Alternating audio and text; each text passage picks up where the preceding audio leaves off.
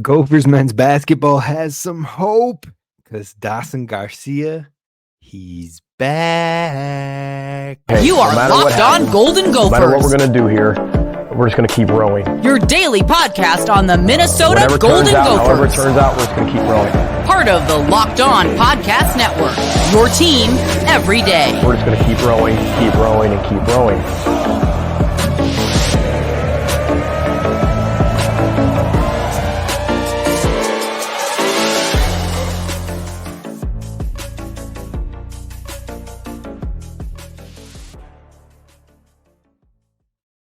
What's up, Golden Gopher fans? You are listening to Locked On Golden Gophers, part of the Locked On Podcast Network, your team every day. My name's Kane Rob, host of the podcast, former collegiate football video coordinator and recruiting assistant, here to talk Golden Gophers with you each and every day of the week, Monday through Friday. And today we're talking a whole lot of hoops because not only are the men's hoops getting some positive news with Dawson Garcia coming back, but we're going to talk about how this thing could start to build up and build forward with the names returning.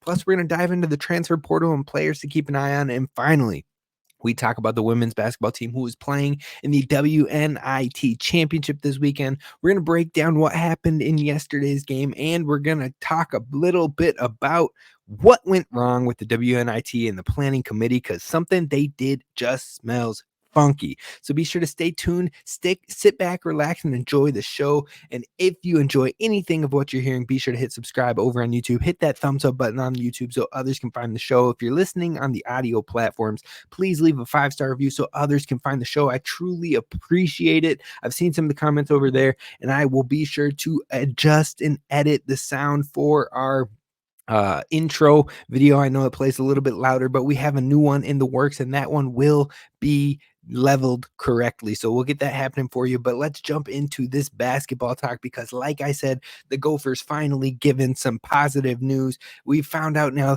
that not only is Elijah Hawkins coming back, not only is Mike Mitchell Jr. coming back, but Dawson Garcia is running it back. He's ready to rep the M on his chest once again and keep going to be a Minnesota legend, especially if he can help bring this team to the tournament that it has been missing for years now. So Minnesota is getting some good, welcomed, scoring, rebounding, all Big Ten type player back to the team to run it back for year 3 with Coach Ben Johnson. I am ecstatic. I am pumped. And we had a feeling it might be going this way, but it means a lot with this program that saw Payne hit the portal, Enan hit the portal, Carrington hit the portal, Joshua Joseph hit the portal, Chris Kiney's hit the portal. That's 5 players hitting the portal. And all of a sudden you're like, man, does anybody want to play here? Does anybody want to be in Minnesota? Especially when you see Minnesotans leaving Minnesota. And a lot of folks are like, oh, fire Ben Johnson. Oh, it's Ben Johnson. Oh, nobody wants to play for Ben Johnson. Oh, Ben Johnson this, Ben Johnson. Man, chill. Because what we are seeing is the best players of last year's team wanting to stick around, barring Pharrell Payne, who wanted to leave because of financial reasons, it seems. NIL, it seems like he wants more money up front right away. I don't judge a man for getting his bag, because if I was in these times, I probably would want it as well. But sounds like Minnesota might have laid out a plan for Pharrell Payne to get some decent money here and be a face of the program and what have you, after they've already consistently developed him and keep on improving his game and investing in him. But the immediate money was more appeasing. We will see if a new program invests as much as the Gophers did to him here. And who knows, maybe he could take his name out of the portal and come back. I'm not going to hate on him regardless. I wish him the best of luck, whatever his decision may be, but I would love to see him remain a Gopher here with Minnesota as well. I don't think that's going to happen, but what we do know is Dawson Garcia is going to be back. Now, already we have 3 key players, 3 key starters locked in, and so that remains the question to be seen of, can we make it 4?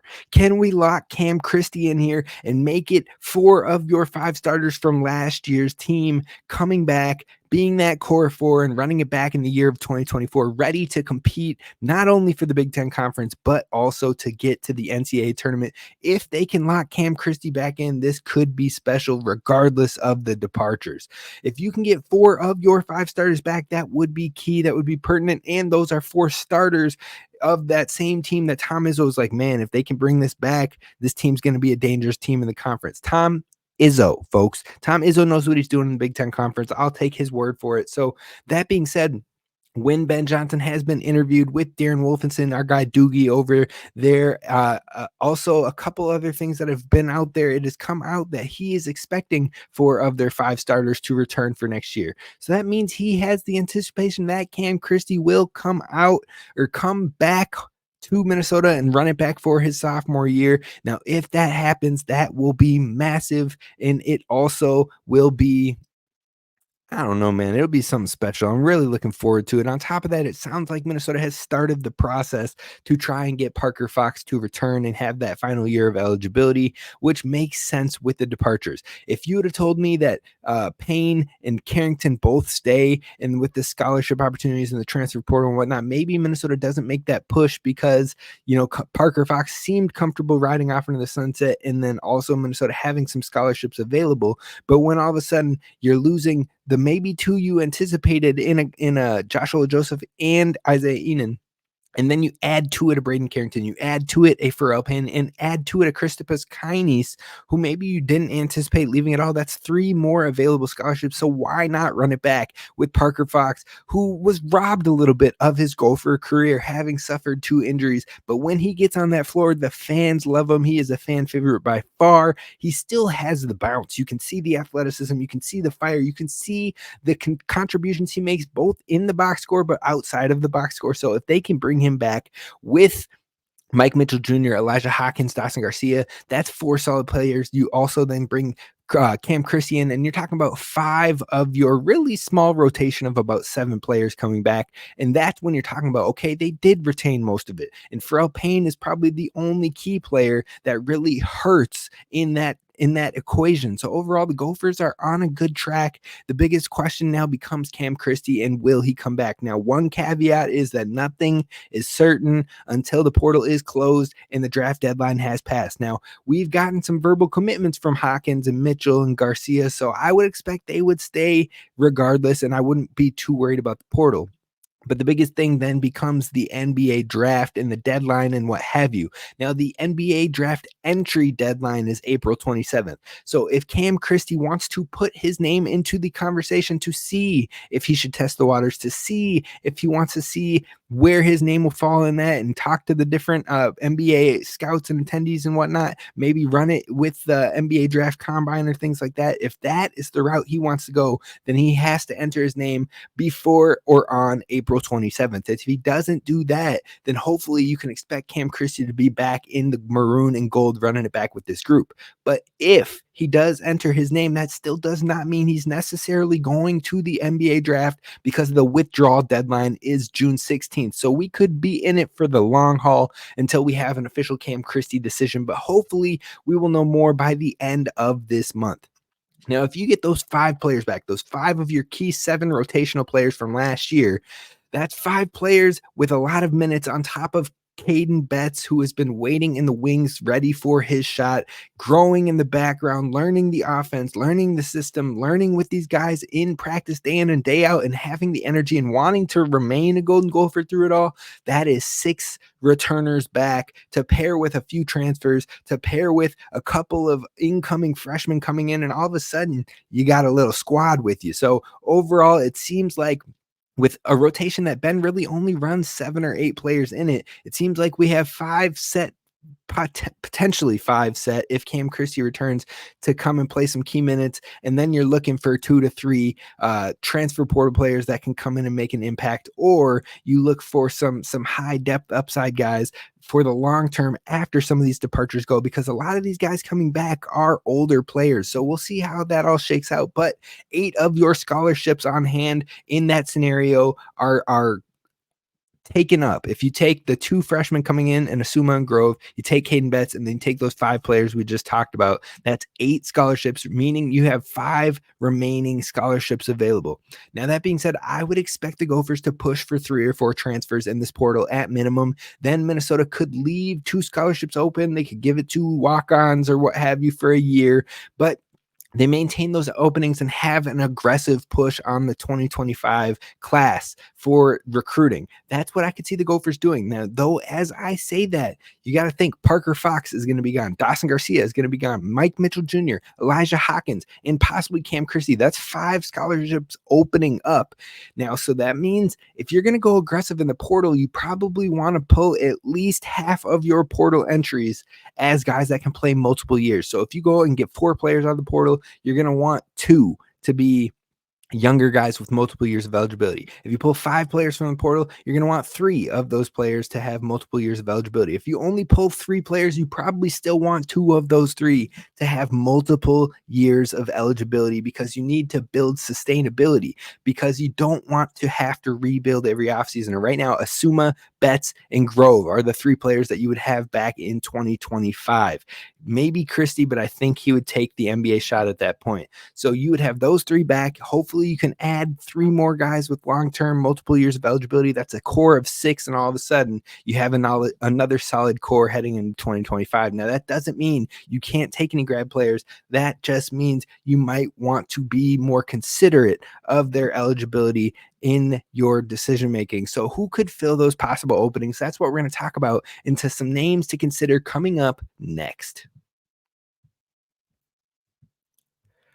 First, I want to talk to you about our friends over at, you guessed it, FanDuel. FanDuel is America's #1 sports book, and the sports calendar is loaded, and FanDuel is making it even more fun and exciting to get on the action, because right now, new customers get $200 in bonus bets with any $5 bet. That's right. If you win a $5 bet, you go out there and you place it on the favorite. You've placed it on the Celtics getting above 62 wins. I don't know. You pick your choice. You win a $5 bet, you get $200 in bonus bets guaranteed. That's $200 in bonus bets that can be used on the tourney, with the Final Four run-in this weekend, with MLB that just got kicked off, the NBA, NHL, and so much more. NBA playoffs are getting ready to hit, and that is the best time to get out there and make some bets. So go to FanDuel.com/lockedon and make your first bet a big win and bring home the $200 in bonus bets. That's FanDuel.com/lockedon. FanDuel, America's #1 sportsbook.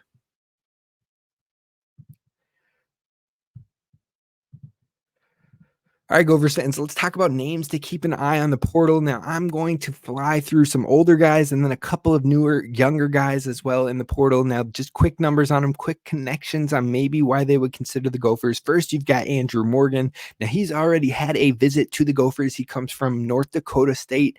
And like I said, he already has visited. He'll be a senior next year, and he averaged 12.9 points per game, 5 rebounds a game, and 1 assist a game. Now, he could be a great player working into the rotation. He could be a player who could step up and start at center if you need at times, but he is a bench big by trade, in my opinion. Now, unfortunately, he also has been visiting Nebraska, so it's not a lock that he's coming here.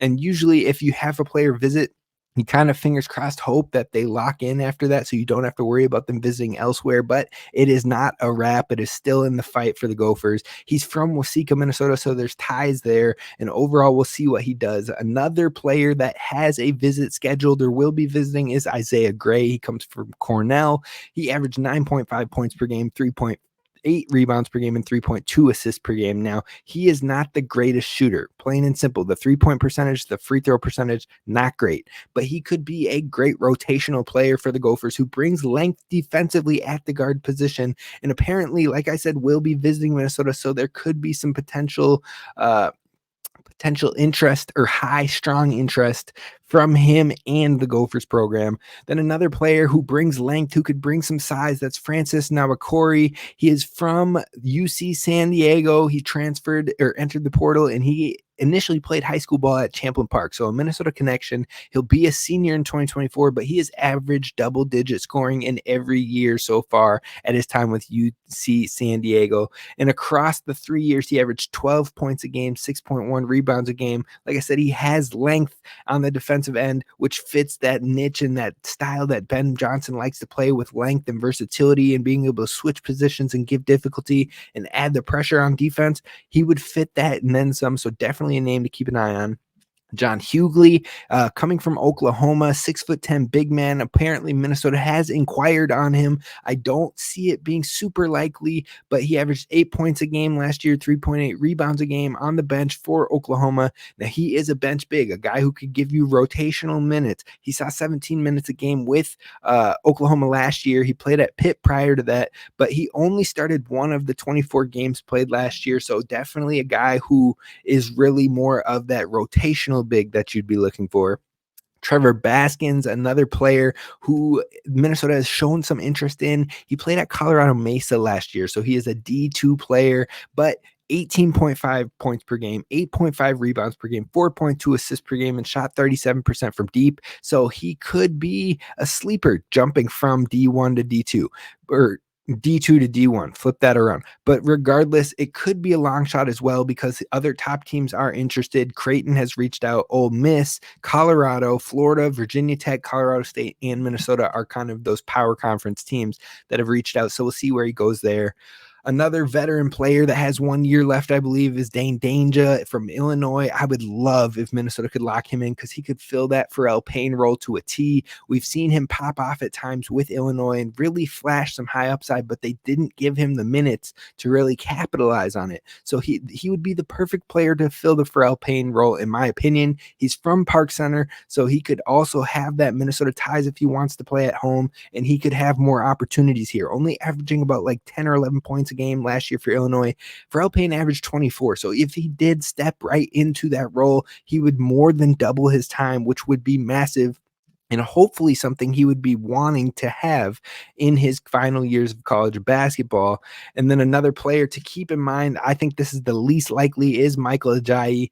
Pepperdine comes from Pepperdine, first team all WCC last year, averaged 17.2 points per game, 9.9 rebounds per game, and shot 47% from the three-point line. Now he's a wing player who has played with Mike Mitchell Jr. So there's your connection there, but highly, highly, highly sought after. So I don't know if Minnesota is really going to be in that race unless Mike Mitchell Jr. can pull off some miracles with the connection.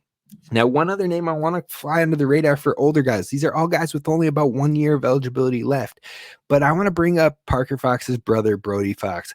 He is a D3 player, yes, but he was one of the best players in the entire D3, an All-American, one of the best scorers, and I think he could make the jump. We've seen D3 players make the jump to D1 before. There was a guy who played at St. Olaf who made the jump to Baylor, a Baylor team that eventually went on to the NCAA tournament, a Baylor team that I believe either that year or the year later went to the championship. So overall, you can make the jump, you can be effective, and I think Brody Fox is going to be that type of player. We've seen Parker Fox make the jump from D2 to D1, and we saw his explosiveness and his athleticism and what have you show off and show out here even after 2 knee surgeries. So I think if his brother could also come, that brings that scoring threat, that brings that presence, that brings that love for Minnesota here, that could be special, that could be fun, and man, the merch would go crazy with the Fox boys. So that's a name to consider. Now, looking at some younger names, like I said, you want some younger guys to keep some stability moving forward. BJ Omont is a guy to keep in mind. I believe he's from Minnesota high school circuit. He played in North Dakota for the last 2 years, 6'8" forward, averaged 16.7 points per game last year with 4.2 rebounds. But the thing I absolutely love about him is his versatility, his length, his defensive prowess. He would be exactly what Ben Johnson is looking for on the defensive end, with a player who nearly averaged both a steal per game and a block per game. He can give teams troubles with his length, with his wingspan, and he would be a junior next year, so he would still have 2 years of eligibility, and he already has that scoring prowess. So he's a guy who could line up at the 3, have Cam Christie go to the 2, have Elijah Hawkins go to the 1, have Mike Mitchell be your spark plug 6-man player, and then Parker Fox is coming off the bench as well. That's 7 deep right there, and who is the center? That's what you got to figure out from there, but I think it could be a great fit, and that would fit exactly what Ben Johnson is looking for in the build of his players. 2 other players younger to consider. Javon Porter comes from Pepperdine. Again, another Mike Mitchell Jr. connection. He'll be a junior next year, 6'11". So he brings that size. He could maybe start in at the center right away next to Dawson Garcia. He also averaged 16 points a game last year, 5.9 rebounds per game. And like I said, he has that connection with Mike Mitchell Jr. So maybe Mike Mitchell Jr., you can go out there, you can pull a Hail Mary, bring one of your Pepperdine boys back to Minnesota, and let's get this thing rolling. Now, if you recognize the last name Porter, it's probably because his brother Michael Porter Jr. with the Nuggets, or Jonte Porter, who also is in the NBA. But he also averaged, Jevon Porter, the youngest brother, averaged a block per game last year, which would be welcome on the defensive front. And the final young name I want to bring up, Dennis Evans. That's right. I said it. Dennis Evans from Louisville, initially committed and signed on the dotted line with Minnesota, requested a release from his national letter of intent, then ends up leaving, likely due to NIL, goes to Louisville. Everything collapsed in Louisville. He had a strange injury and was out for the whole year. So he has 4 years of eligibility with a Med Red, which means he could be a staple player in the long term. You've already got that connection with the staff. Hopefully he hasn't burned the bridge. Maybe they can forgive and forget. But overall, you wouldn't have to rush him onto the court either. You have the strange injury. You have the negatives of how he initially left. But if he's willing to kind of go through it and he's willing to develop and learn and what have you, I'm not saying he can't play at all, but maybe he plays a smaller role on this senior leadership type team, gets a feel for it all, and then he's a star feature in 2025-26 as a redshirt sophomore ready to play 3 years of eligibility as a focal point for the Gophers team. That could be massive. And I can picture the pick and rolls between Asuma and Dennis Evans. I would say forgive him, forget, and give him a chance. But let me know if you have other names you want considered or talked about here on the show. I'll look them up and get into it, tell you if it's realistic or not. Drop them in the comments below over on YouTube. But we're going to wrap it up talking about the women's basketball team who made it to the WNIT Championship and what that means coming up next.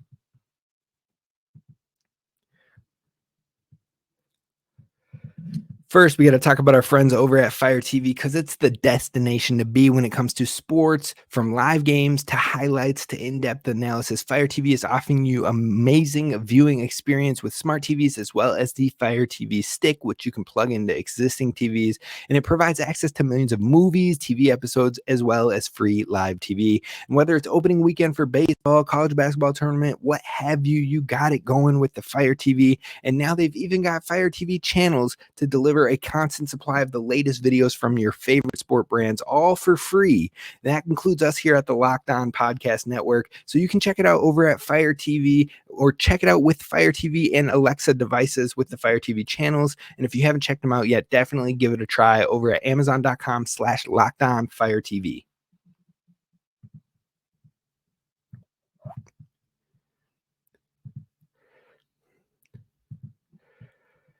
All right, Gophers fans, we are wrapping this one up talking about the women in the WNIT Championship. The postseason play is going strong for the women, and they are finding a way to get it done game in and game out. Now, Minnesota took down Troy to head to the WNIT Championship. They took down Troy in the Fab Four on the road, and they also crossed the 20 wins line in year one with Coach Don Plitzwhite. So some players to really pop off in that game. Mal Heyer had 15 points, 9 rebounds, 2 assists. Sophie Hart had 12 points, 11 rebounds with a double-double. Maya Battle had 18 points, 7 rebounds, and 4 assists. And then finally, Grace Groholski, G-Money, had 11 points, 3 rebounds, 1 assist, but she had a killer 3-point shot that ended up sealing this one for the Gophers. Now, the Minnesota did its best to give this game away late. I'm not going to lie to you. There was some favorable home court reffing over there going on in Troy in that third and fourth quarter, late third and fourth quarter, but the Minnesota team that was up by 14 points at one point collapses down to a tie game, or I believe it was a tie game at one point. So then all of a sudden you're holding your breath in the fourth quarter. You don't know what's going to happen. You're just getting anxious. But Minnesota really hurt themselves by turning the ball over. They only turned the ball over once in the first half. You get to the second half, they turn it over 13 times. It was night and day difference. Definitely something they will have to clean up in that championship game. Now, thankfully, Minnesota kept up with Troy on the boards. Troy was the best rebounding team in women's college basketball, and Minnesota kept up with them. They had 46 rebounds, Minnesota did, and Troy had 50, so they stayed in the fight. Troy had 20 points on second chance opportunities due to the 22 offensive rebounds that they had, but Minnesota was able to find a way. Now, heading into this weekend's matchup, we know Troy was bad at threes in that Fab Four matchup, and that remained, and they shot 18%, but Minnesota has been known to shoot the three-point ball very well, or at least fairly well, throughout the season. And in this game in the Fab Four, they did not. Only 26% from deep. So that is another area where Minnesota will have to capitalize if they want to bring home the title. Now, thankfully, like I said, Grace Graholski, aka G Money, had a late game 3 in this one to seal the deal. It was a clutch 3-pointer by the true freshman to give the Gophers a 4-point advantage and a cushion with 38 seconds left to really take this one home. And then overall, we're looking at that WNIT Championship. We're playing St. Louis, the Billikens, and it's supposed to be a neutral site game for the WNIT Championship. But look, folks, let's be real. This is not neutral site. You're talking about it. The place where we're going to play this game is 30 minutes away from St. Louis University. 30 minutes. It is a 10-hour drive from Minneapolis to this neutral site location. So what is neutral about that? This is going to be a home game for the Billikens and their fans. The SLU fans are going to be ruthless. They're probably all going to show up and show out. So overall, it's probably another road game for Minnesota in the long scheme of things. Now, regardless, Minnesota has gone from playing in Wyoming to playing in Alabama to now playing basically in St. Louis, but a little bit outside. I believe it's in Illinois. So Minnesota is used to this, and hopefully they can get it done one more time. Now, overall, what you have seen in the NDSU games and the Troy games, I believe in the Wyoming game as well, is that Minnesota can really build a big lead, but sometimes it cannot sustain that lead or hold on to the lead, and they find a way to fumble it, whether through cold shooting, whether through turnovers, whether through second chance opportunities. They have to find a way to close that out, because if Minnesota can build up the lead and just maintain it, they can win this whole thing. They can be a postseason winner on the season, and they can go into the next year holding their heads high, getting ready for an NCAA tournament appearance with a fully healthy roster next season. So it's all on the line in this game, and you have to be able to give it your all. You're not saving it for the future game. You're not saving it in hopes to keep that momentum going. No, all on the line for sure. The last game, win or go home for all the marbles. So give everything you have. Go to the gas tank, hits E, and then push it a little bit further beyond that, because it's win or go home. And winner is a postseason winner, the WNIT champions. And WNIT champions have had a history of getting to the tournament and sometimes making some noise. And I think this Gophers team can do just that. But let's finish it off, finish this year off strong, finish this year full of adversity and injuries and ups and downs and the roller coaster of it all. A team that started 14-5, but then fell down the ladder after a big injury and then another big injury at that. You're starting to rally late. You're starting to find postseason play. You're starting to gain momentum. You're starting to find identity. You're starting to have women's players that are identifying they can play in certain roles, but they can step up when called upon. And that has been a great year one learning curve for this Gophers team. But let's wrap it up. Let's put a bow on it. Let's win the WNIT. We're going to break down the matchup a bit more for you on tomorrow's show. I'll see you then. Row the boat, Sky Go Gophers, as always. And don't forget to hit subscribe. I will see you on tomorrow's episode where we'll talk some football, and we'll also talk about this women's basketball WNIT championship matchup on the show. See you then. Kane Rob signing off.